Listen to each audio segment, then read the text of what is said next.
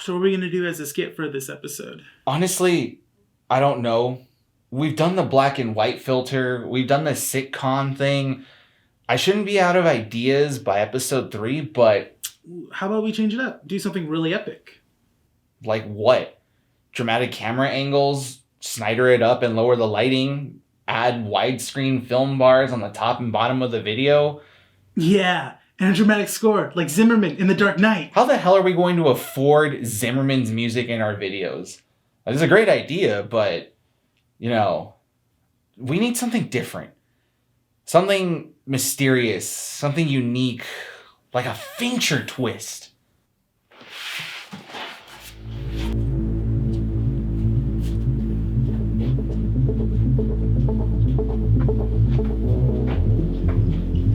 Where are you going? Rene!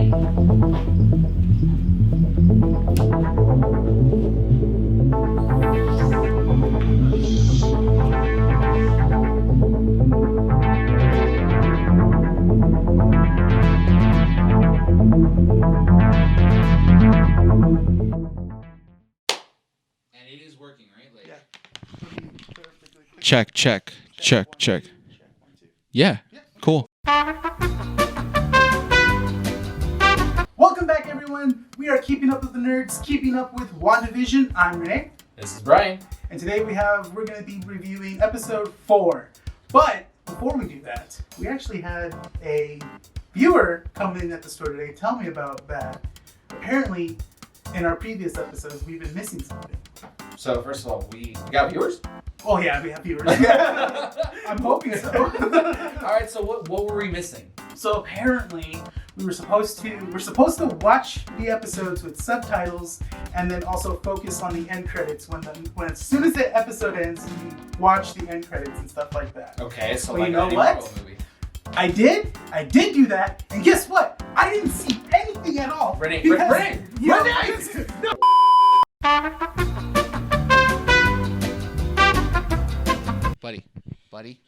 Buddy. Yeah. I get it, but you can't let people get to you that way. It's just... Hey, shh. Sync. Shh. And... Hi! We're back! Yes, we had a little technical difficulty, but we're good. Renee's fine. He's healthy. He's great. Not angry, right? No. Thank you. All right, so going back into this episode. Yes. Episode 4 of WandaVision. What an episode, man. Oh, dude. What a freaking episode. I will say straight off the bat, I actually enjoyed this episode a lot, and this might be my favorite episode so far. It's something... Okay, so do you want to go first, or should I go first? You can go ahead and go first. Okay, so yes, you are 100% right. This episode was probably one of the better ones out of the 4, mainly just because we finally get everything that we've been wondering about. We finally get our answers, when it takes place, what all this is, what's going on in this entire universe, and possibly explanations as to what some of the characters are. What I really liked about this, and hats off to the producers and the directors and everyone working on this, on setting up everything, setting up the game, the chessboard that is WandaVision, and then making episode 4 be the episode that says, here are all the answers that you wanted to the questions you've been asking. Somehow they knew, which is fantastic. It's like they were actually listening. It was great. What was his name? Agent Wu? Agent Wu, yeah. Jimmy Wu? Jimmy Woo, yeah, Jimmy Woo. Short, yes. I freaking loved seeing him on there, as well as Kate Denning's character. Yes. I was so happy to see her come back. It was great. She's a good, fantastic actress who plays a really funny person in the MCU. So I really enjoyed seeing both of them take center stage in this entire episode. We finally got Sword as well. Which, finally sets everything up. So it's awesome to see this, organization finally take place in the MCU. And I think probably the biggest thing that I've enjoyed out of this entire episode were the first maybe 2 or 3 minutes where Agent Rambo, and I love that name, by the way. Agent Rambo is slowly reappearing, and the hospital is in total chaos because the blip, yes. Well, that's what sorry to interject. Go. I love that part that they showed us actual footage of people coming back and just just in a hospital, but like they're coming back to where they blipped from, you know, and it's chaos and stuff like that. Because obviously that would happen in something like that, but obviously the Avenger movies are not going to show us that. Yes. You know? We get like the bad side of it, like because everything has a consequence. Yes. And I feel like we've been missing that in a lot of the MCU movies. And I think they kind of made a joke about it a couple years ago when they did the whole MCU cleanup thing. Do you remember that little? Yeah. I don't know. Maybe I'll find it and insert a clip here or something like that. But they make fun of it, like the description that the Avengers leave behind when they do these fights. And it goes to show that there's still consequences even when people come back from, you know, being gone for 3 years. You know, these people don't know what's going on, and she's in total shock. Her mom's dead. What the heck? This is weird. That was really interesting that they showed that she was in the hospital with her mom. Her mom had cancer, and then when she got back, her mom died several years ago. Yeah. At that point. So it's like bad stuff is going on. Yeah. We get the setup of Sword and pretty much what is going on with Wanda's little world, which we'll go into the whole predictions thing for episode 5 later on. One little thing. Yes. Did you catch that Agent Rambo? Her character was featured in Captain Marvel first. No. So in Captain Marvel, Carol has a friend named, which was her mother was best friends with Captain Marvel, with Carol Danvers. And she was the little girl. And so now she's grown up, and now she's, you know, working for Sword. What the heck? You didn't catch that? No. Oh, no, yeah. That's pretty cool. That's cool that they're using characters from, you know, past movies and featuring now in this show and stuff. Okay. And one great thing is that there is a significance of Agent Rambo is that in the comic books, she does become the second Captain Marvel in the series, in the comic book world. But then she becomes like Proton, and she becomes, there's like another one, something Phaser or something like that. Photon, I think it might be Photon. But yeah, she develops powers. And they're saying that, you know, I read somewhere before we recorded that this might be her origin into becoming her superhero persona, which might be Photon or something. And she has like energy powers. She could absorb energy and then focus it back, and she can travel in the speed of light and stuff like that. So they're saying that when Scarlet Witch pushed her away, there was an enormous amount of energy that could have possibly given her her powers. And we don't see anything afterwards. She's nowhere. It's kind of like she gets blown out and episode ends, essentially. Well, I found some stuff out that maybe you didn't know, because, you know, it's fine, whatever. I didn't know about this.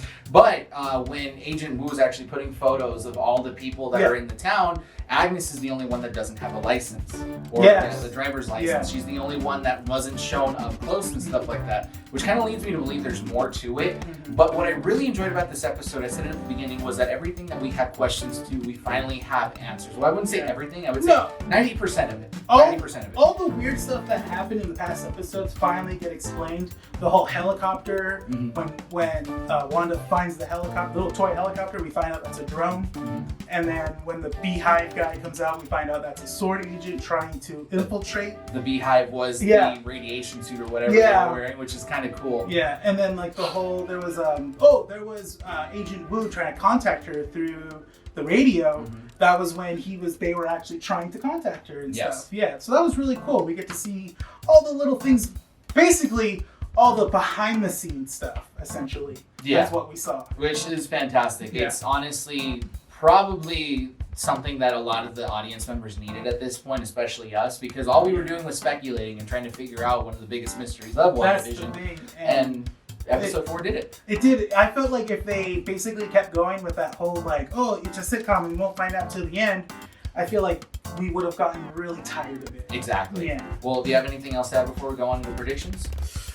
No, that we finally find out that Wanda is the one in control of everything. Yes. As far as we know. Yes. That there are some other predictions. You actually said, you know, someone you knew gave a pretty good prediction. Yes, so I'll go into that for the predictions. Okay. I'll save that for that section. Rene, don't jump the gun, please. Okay. Appreciate it. Thanks.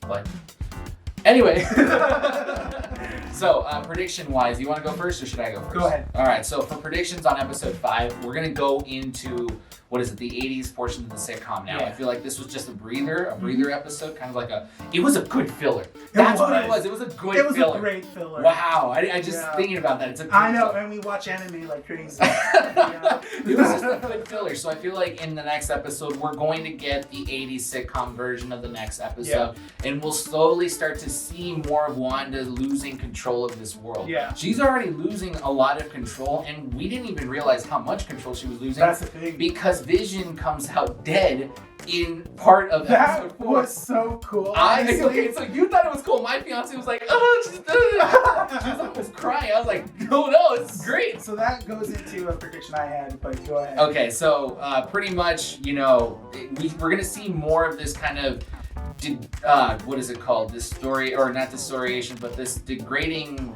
It's slowly degrading itself, It's not going to be as powerful. Weakening. There you go. That's what I was looking for. The world that Wanda created is going to slowly weaken, and we're going to see that more in episode 5. Essentially, as soon as we see the 80s and stuff, maybe more and more people are going to start figuring out that, this isn't real. This is just some sort of fictional creation that Wanda has created. Mm-hmm. My fiance, shout out to Andy, thank you for this prediction. She had an assumption on commercials that were being played. Yeah. So a lot of the time, we didn't see commercials in this one, but in the last 3 episodes where it was mainly focused on Wanda and Vision, we saw commercials, 1 from Stark Industries and 2 from Hydra. Mm-hmm. Her assumption is that possibly there is a different organization at work as well, and it's not just Wanda. Mm-hmm. Hydra could be playing a game here and possibly trying to manipulate the radio waves and the frequency that Wanda's doing all this and trying to kind of like brainwash her in a way, which is why we get a lot of Hydra products in there. Could be that, maybe the Tony Stark one, not the Tony Stark one, the Stark Industries toaster or whatever that was, showcased in the first episode was like a little test run. Now we're going slowly getting more of these commercials that are going to be explicitly Hydra. So she's predicting that Hydra might have some part in kind of manipulating what's going on with Wanda and possibly forcing her into this, this very, Yeah. I actually like that a lot. Yeah. I like that prediction a lot because it's still, we still have no prediction. We didn't have any explanation on why the Hydra ads are showing to us, So hopefully that gets explained in the next episode, but I like your prediction a lot. My prediction moving forward with the series now, it seems like now I feel like Vision is going to be the one that's going to try and either make the people escape or help the people escape that are trapped in this whole world or something. Or basically, he's going to figure it out and Wanda's behind Wanda's back. Like, Wanda's not going to know what he's doing. He's going to secretly try to do his own thing and stuff like that. So then I have a question for you. Yeah. Is Vision alive or dead? So I think it's going to be where it's like, it's Wanda's subconscious in the form of Vision trying to help. Like, that's like the hero side of it, essentially. I see what's going on. Okay, yeah, I still think he's dead. I still think he's dead. Oh, well, I mean, did you not see the body? Marvel likes to throw us for a loop sometimes, bring people back or something like that. Well, here's something that it's comic books. That's true. That's true. What we can do is we can, dig deep and see what the contracts would be for, I forget the actor that plays Vision. Paul Bettany. Paul Bettany? Paul Bettany. Bettany, got it. We can look at his contracts and see how long he is probably going to be in the MCU, unless Disney has that tight shut to, make us think that maybe he's only going to last until the end of the show, or possibly even move forward into Phase 4. We got confirmation that there is no Avengers movie in Phase 4. No. This doesn't mean that there possibly won't be a big epic movie coming out at the end of it, but this could probably set up the potential of what the theme is going to be. They really focused on the fact that S.W.O.R.D. is going into space, that the threat is no longer Earth-bounded, it's no longer grounded. All the stuff and all the threats are coming up there. Yeah. They were holding on to the dimensional stuff. I know they wanted to say it. There were times. That's the thing. It's this is leading up to the new Doctor Strange movie as well too. Yes, exactly. So there's something has to do with alternate realities or something like that in the show. But they were hard pressed on the fact that this is now we're no longer in this place. We're no longer here on Earth. we're going to be up in space now. That is where the threats are. That's where we're going to be focusing our assets and stuff. So here's hoping episode 5 of WandaVision's going to kick ass. Because holy crap, man, this filler episode was top notch. Yep. Should we close this out? Let's close it out. Let's go ahead and close this out. So, thank you guys for watching Keeping Up with WandaVision. This was Keeping Up with the Nerds. If you guys like what you saw, we'll be posting videos of WandaVision every Monday. So this is going to go on until WandaVision pretty much is over. We do have a weekly podcast that does go up on YouTube, Google Podcast, Apple Podcast, Spotify, and Podbean. Did I miss any?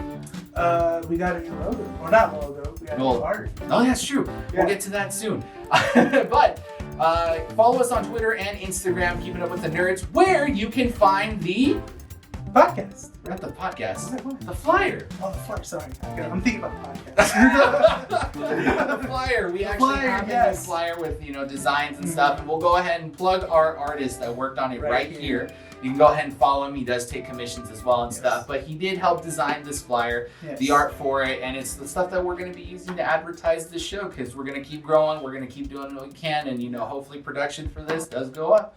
But yeah, thank you guys. Don't forget to like and subscribe to keep up with us, and hopefully like more of our videos if you guys want to. This is Keeping Up with the Nerds. My name is Bryan. I'm Rene. And we'll see you all next time.